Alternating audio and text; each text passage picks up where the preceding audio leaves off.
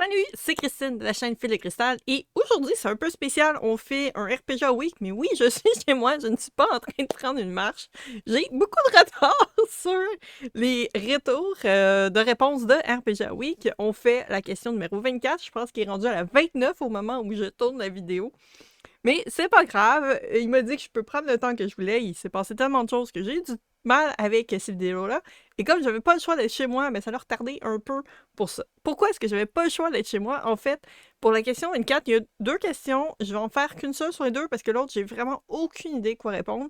Dans le fond, l'autre question, c'est s'il y avait une chanson pour votre groupe de jeux de rôle, ça serait quoi la chanson, le thème, le ton, les paroles, puis ça. Puis pour vrai, je suis tellement pas musicale. Ça peut arriver des fois que j'ai des inspirations de Ah, ce tune-là me fait penser. Mais essayer de faire comme en l'inverse, quelle chanson fitterait pour mon groupe, tout ça, ça marche pas.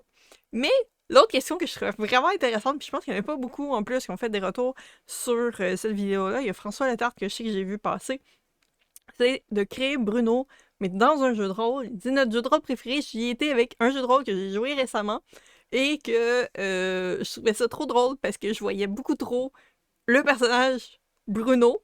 Donc, c'est sûr, j'ai changé de nom, mais je pouvais pas passer à côté de ça.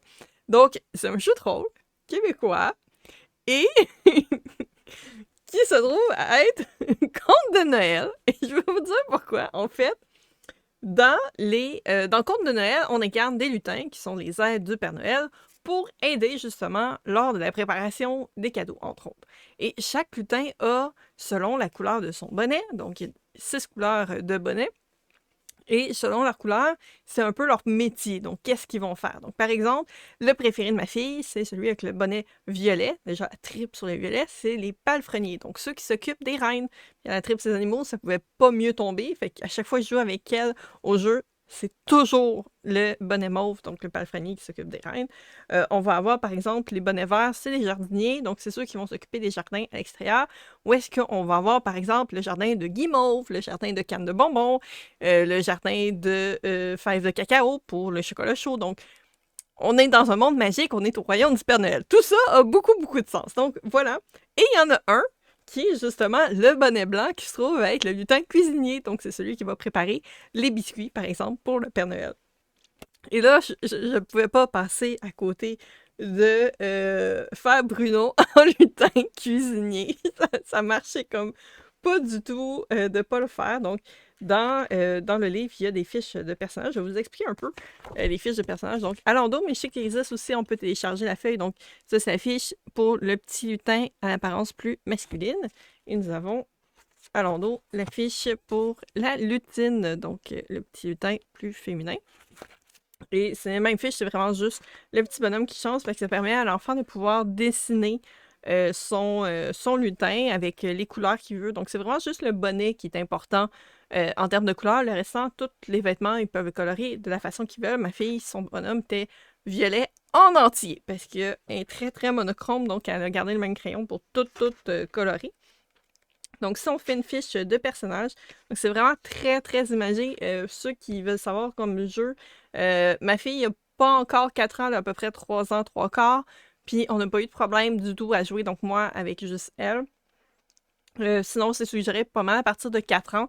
Mais je vous dirais, ça dépend beaucoup de l'affinité de votre enfant ou s'il y en a plusieurs. Donc, des fois, un petit peu plus jeunes, ils peuvent commencer, puis il n'y a pas de souci.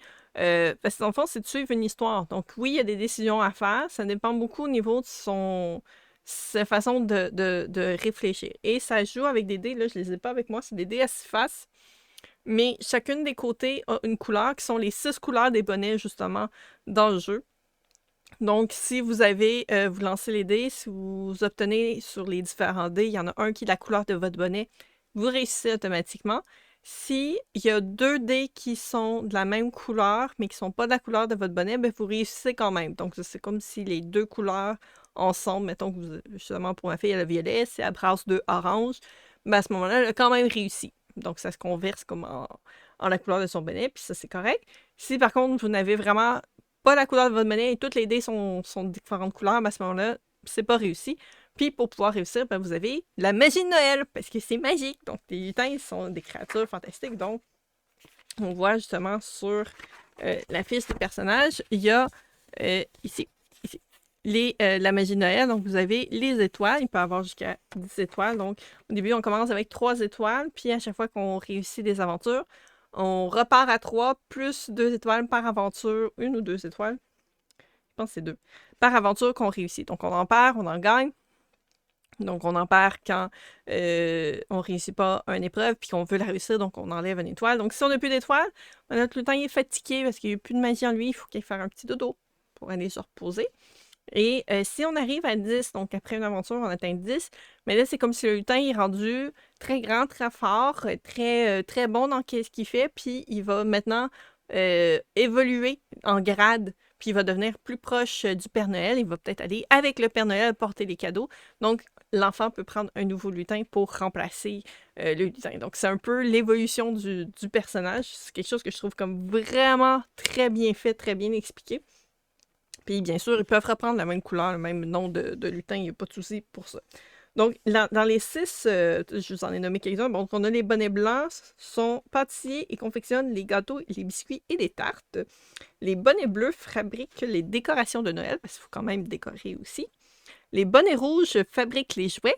Les bonnets oranges sont les emballeurs de cadeaux, parce qu'il faut emballer les cadeaux avant de les donner aux enfants. Les bonnets verts sont jardiniers. Ils s'occupent de faire pousser les ingrédients spéciaux, les bonbons et les sapins de Noël. Ah oui, les sapins de Noël aussi, c'est important de les faire pousser. Et les bonnets violets sont les palefreniers, donc ce sont ceux qui s'occupent des reines. Donc ça, l'enfant va choisir lequel des lutins, puis c'est vraiment beau, des petites images faites par Pascal.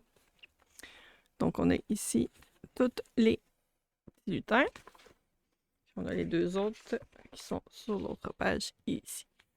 Donc, puis on a, dans le fond, c'est quand même assez simple. Donc, pour savoir combien de dés on va lancer, ça va être entre 2 et 4. Donc, on a 3 caractéristiques, 3 statistiques. Donc, on a l'adresse. Donc, c'est tout ce qui est plus par rapport à bouger, agir, sauter, par exemple. La débrouillardise. Donc, à quel point on va penser à agir, à faire des choses. Puis, on a la curiosité. Donc, qu'est-ce qui va nous pousser à aller faire des trucs, qui va nous attirer à aller faire des choses? Donc, la façon que c'est fait, c'est vraiment, tu demandes à l'enfant dans quelle statistique est-ce qu'il sent qu'il est meilleur. Est-ce qu'il est plus adroit? Est-ce qu'il est plus curieux? Puis, dans le fond, la caractéristique que l'enfant trouve qui est le meilleur, il va lancer 4 dés pour ça. Donc, c'est là que vous encerclez le petit chiffre 4. Ensuite, le deuxième, où est-ce qu'il est correct, mais qui n'est pas parfait, va lancer 3 dés. Et dans la caractéristique où est-ce qu'il est un peu moins bon, à ce moment-là, il va lancer 2 dés. Donc ça, c'est le nombre de dés qui peuvent être lancés. Puis ça peut jouer à plein d'enfants aussi. Il n'y a pas de limite. Donc, qu'est-ce qu'on a aussi? Est-ce qu'il y a d'autres choses que j'ai parlé? Ah oui, il y a le nom aussi. Il y a des suggestions de noms dans le livret. Il y a 2 quêtes. Ceux qui veulent le faire, il y a 2 quêtes qui viennent avec ceci. Donc, on en a un que la liste des enfants sages a été emportée par une chouette. Donc, il faut aller chercher la liste des enfants sages.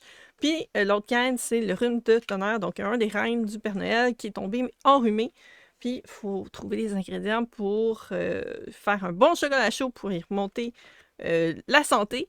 Et comme ça. Fait que ça, c'est vraiment ces 2 petites quêtes. Mais sinon, vous avez plein de suggestions comment faire vos quêtes. Il y a aussi plein de suggestions de personnages à rencontrer, comment faire une partie. Donc, vraiment, quand même, très, très intéressant comme petit livre. Disponible au Gnome Archiviste. Les liens vont être en commentaire d'ailleurs pour ça. Donc, là, on fait le lutin de Bruno. Donc, comme je disais, il va être un bonnet blanc. Puis là, ben, j'ai pas pu m'empêcher. Il a fallu que je le dessine aussi. Donc, il est donné le nom de Beignet, parce que je voulais un nom qui commençait par B, puis là, je cherchais quelque chose qui fitait avec, qui pouvait faire lutin, fait que le nom Beignet, je trouvais ça très cute, surtout pour un lutin cuisinier. Donc, c'est sûr qu'il y a 3 de magie de Noël, parce que on commence à 3. Et pour la caractéristique que je trouvais qui était la meilleure, j'y ai mis la curiosité. Je me suis dit, je trouvais que ça fitait pour Bruno, avec toutes ces questions qu'il pose pour RPG oui. Donc, curiosité me semblait parfait. Ensuite, dans celui qui est au milieu, donc j'ai mis adresse. Donc, je me suis dit qu'il faut quand même être très adroit pour bien cuisiner.